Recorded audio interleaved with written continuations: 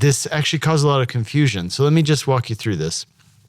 In Matthew 27, starting in verse 51, it says, "Behold, the curtain of the temple was torn in two from top to bottom." So the question is, when did this happen? Did this happen right at Jesus' death, or did this happen later?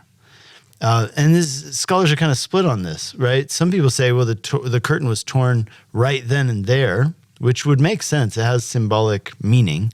The other option would really be that what he's describing now are all things that actually happened on Sunday morning.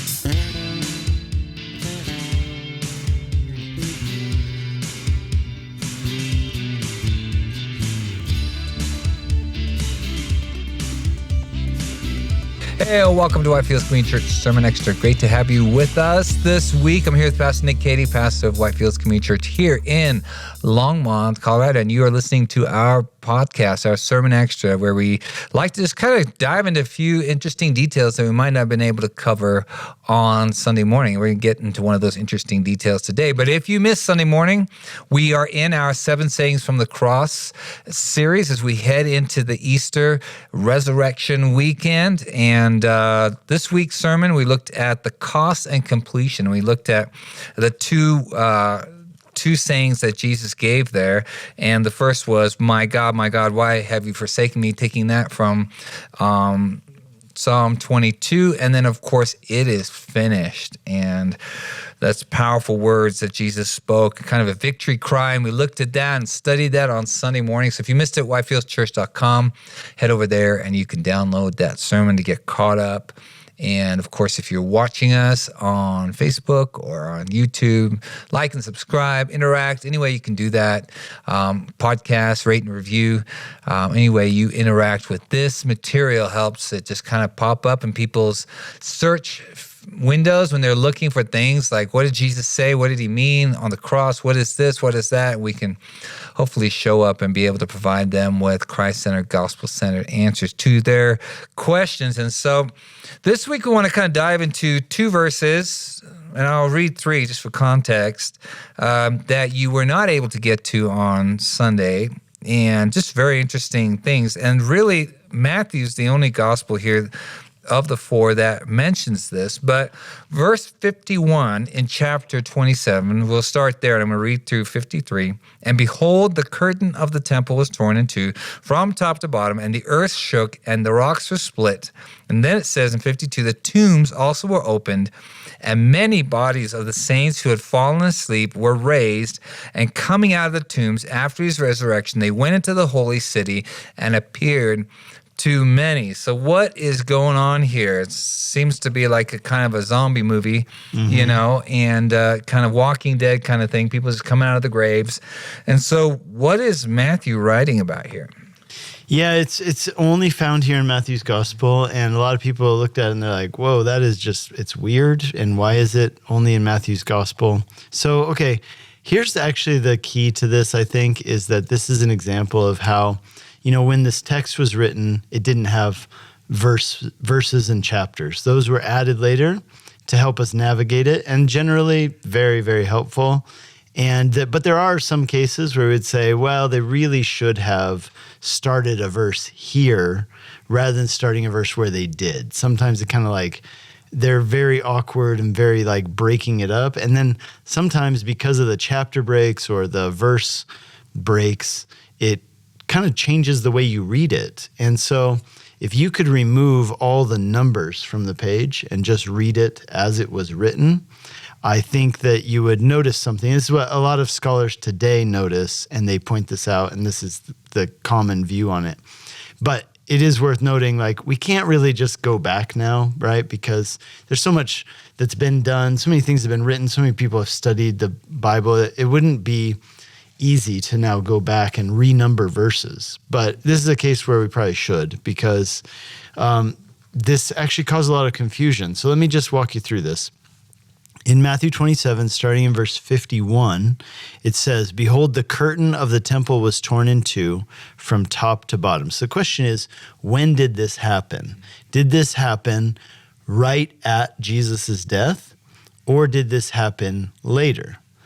And this, scholars are kind of split on this, right? Some people say, well, the curtain was torn right then and there, which would make sense. It has symbolic meaning. The other option would really be that what he's describing now are all things that actually happened on Sunday morning. So all that to say, I personally think that the curtain is torn on the day of Jesus' death. Okay, but then it says, and the earth shook and the rocks were split.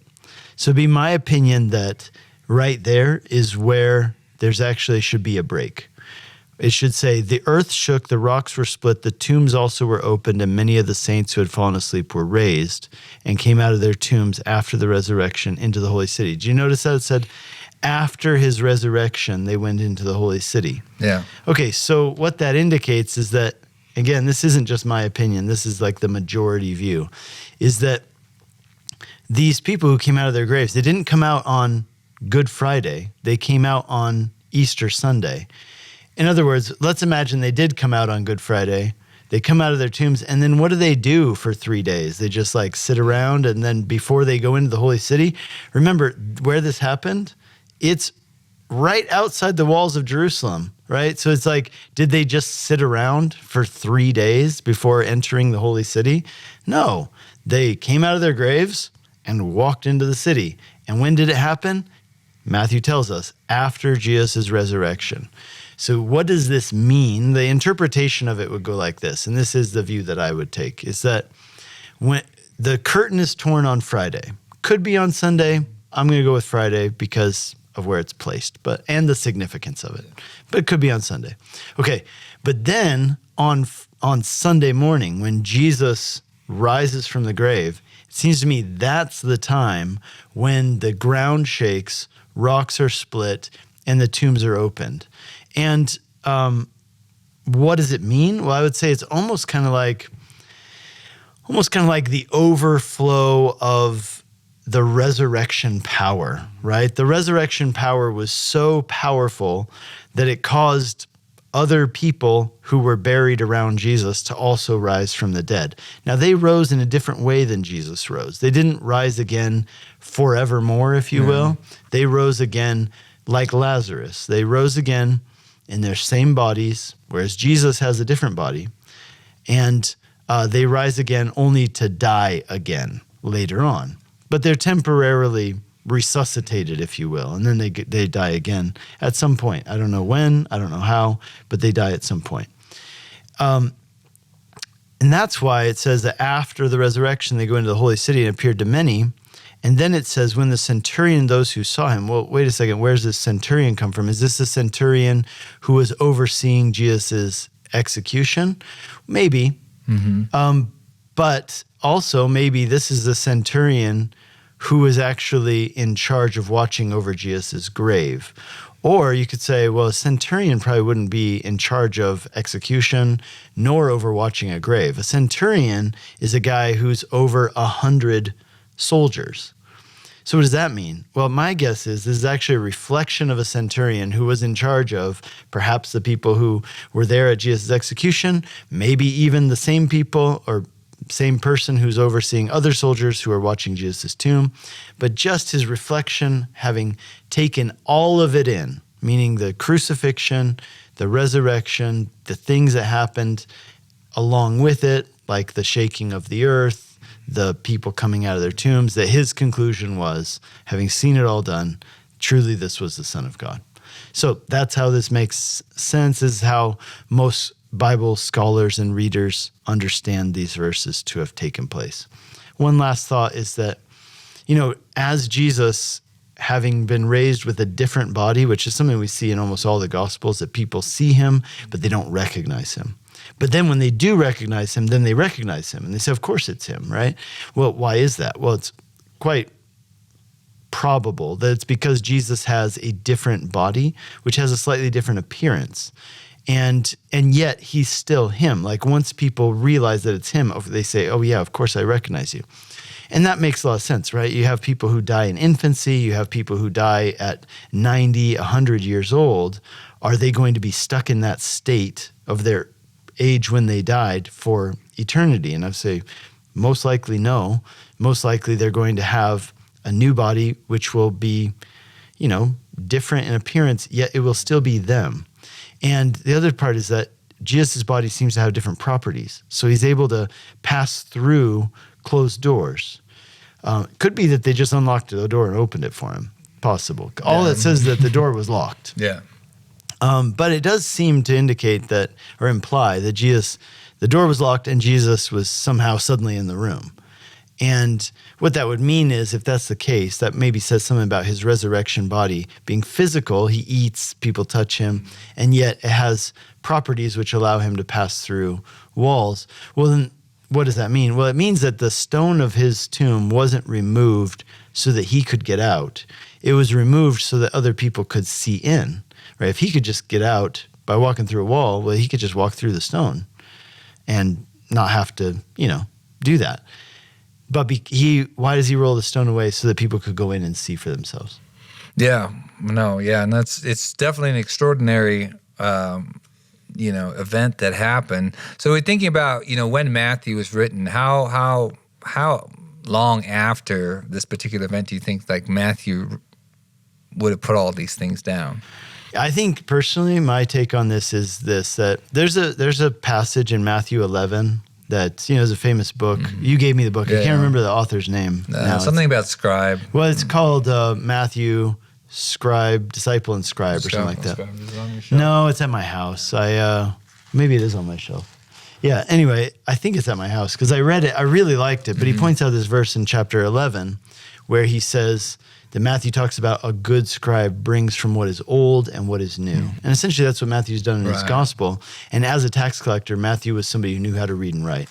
And so it seems to me that Matthew was probably a guy taking notes, chronicling, right? Kind of like how, when you can tell that something really important's happening, hey, I'm going to take this, I'm going to record this, And so I personally think that Matthew did that as he's following around Jesus. That's why he's able to get so many of Jesus' words so accurately.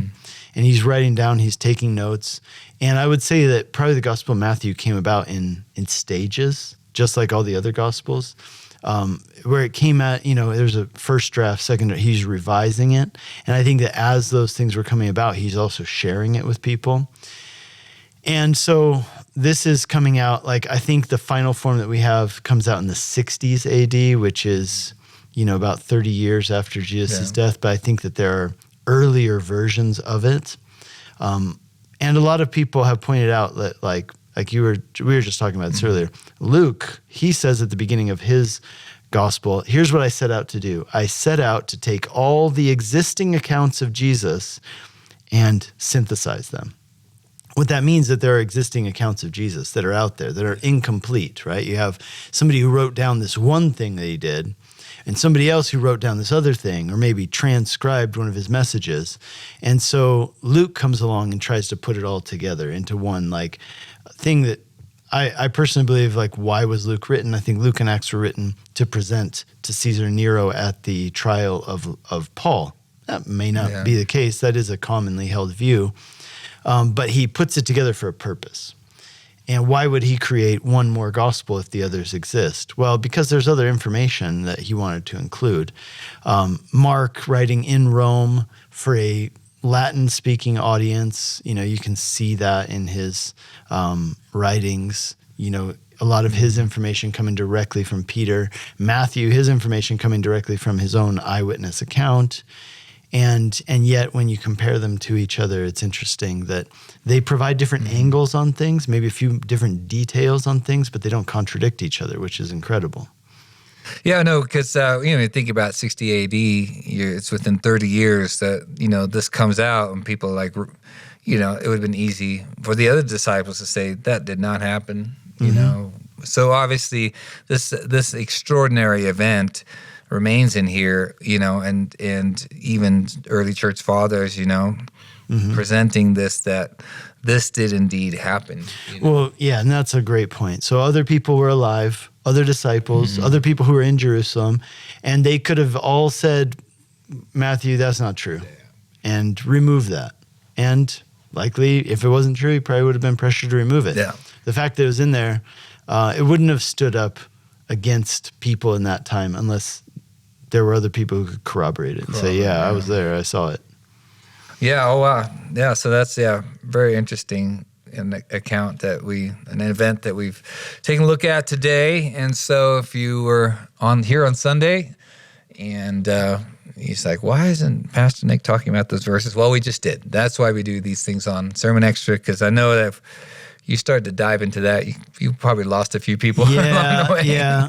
It wasn't the main point of the message on Sunday. I did want to talk about it. That's why I like that we do these videos. Yeah. So, but the main point on Sunday was that it is finished. And that's what this Easter weekend is all about, that it is finished, that the work of salvation through Christ and the righteousness of God was accomplished on that cross, and through the, as we talked about, the resurrection power of Sunday morning broke the hold of death that Satan has had on us, and we can now live in new life in Christ. And so we'd love it if you come and spend, that weekend with us if you're in the area, or you can catch us online as well. Some things you want to know about: doing a Good Friday service at 5 or 6:30 here at the church. It's going to be a somber time, just a time to reflect, a time of confession of our own sin. There's a reason, Friday is a somber time. It's a funeral in a sense. And so we want to treat it a bit like that, kind of very introspective, and just dwell on what it all took for us to be brought close, for that peace with God, as Ephesians tells us, for that peace with God to come about. And then Saturday, we're going to have what we call our egg vent.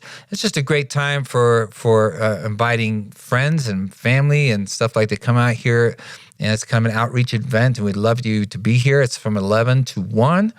And there's been games and bouncy houses, music, and all kinds of things. So you want to be out here, and we're just praying for good weather as well. And then Sunday morning, 6 a.m., sunrise service here at the church. We'd love to see you. It's going to be a bit chilly. Bring a jacket.